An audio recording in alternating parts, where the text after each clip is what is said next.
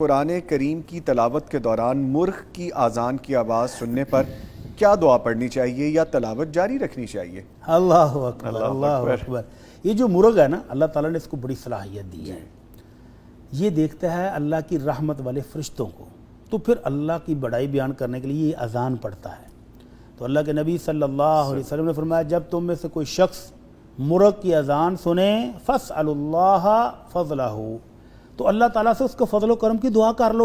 کسی بھی وقت سنیں، جب بھی دن جب میں، بھی early مرغا morning۔ جب بھی مرغا عموماً یہ تہجد کے وقت اٹھ کے اذانیں پڑھنی شروع کر دیتے ہیں، اور عام طور پر یہ اذانوں کے ٹائم کے قریب قریب بھی یہ اذانیں پڑھتے ہیں۔ جی، تو اللہ کے نبی کا حکم یہ کہ جب بھی مرغ کی آواز کی سنو تم، تو اس وقت یہ رحمت کے فرشتے کو آتا ہوا دیکھتا ہے، تو تم اللہ سے اس کے فضل و کرم کا سوال کر لو۔ اللہم انی اسألک من فضلک و رحمتک، اللہ میں تیرا فضل و کرم مانگتا ہوں، تیری رحمت مانگتا ہوں۔ تو فوری دعا کر لیں، اپنے الفاظ میں مانگ لیں کہ اللہ اپنے فضل و کرم سے مجھے نواز دے۔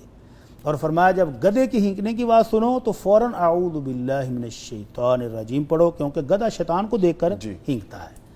تو یہ جو مرغ ہے، اس کی اذان سمجھ لیں کہ کوئی رحمت کا فرشتہ آس پاس موجود ہے، تو اللہ تعالیٰ سے فوری اس کے فضل و کرم کی دعا کرنی چاہیے۔ ٹھیک ہے۔ اور تلاوت قرآن اور اگر کریم تلاوت شروع ہے تو کوئی حرج نہیں ہے، تلاوت کو چند سیکنڈ کے لیے روکیں، اللہ کی رحمتوں کی دعا کر لیں، اس کے فضل و کرم کی دعا کر کے دوبارہ پھر شروع کر دیں۔ ٹھیک ہے، ٹھیک ہے۔ کیونکہ اللہ کے نبی صلی اللہ علیہ وسلم قرآن مجید کی تلاوت کرتے ہوئے جہاں رحمت کی آیات آتی تھی وہاں رک کے باقاعدہ دعائیں کرتے تھے، اور جہاں عذاب کی جہنم کا تذکرہ ہوتا وہاں رک کے اللہ سے اس کے عذاب سے پناہ مانگتے تھے۔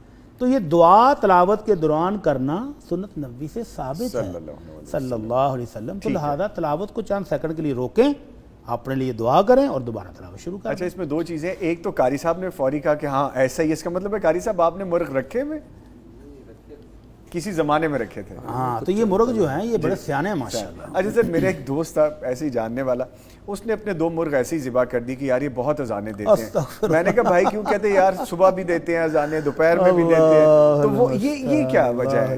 یہ ہر وقت دیکھتے ہیں، یہ حقیقت ہے؟ ہاں، صبح فجر کے ٹائم ایک مرغ کسی بھی علاقے میں آواز اتنی اونچی ہوتی ہے سحری کے ٹائم کہ پھر پورے علاقے کے مرغ جاگ پڑتے ہیں اور وہ بار بار اذانیں دینی شروع کر دیتے ہیں۔